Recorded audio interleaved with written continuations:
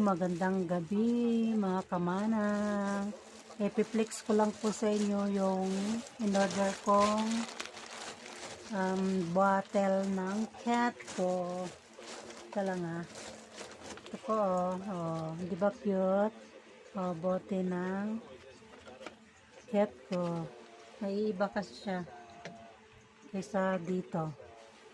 Di ba iba siya? Iba din to. Kaya mas maganda kasi ito dahil maliit.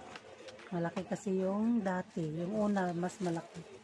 Tapos sinabayan ko ng treat ng mga alaga kong makukulit. Sinabayan ko.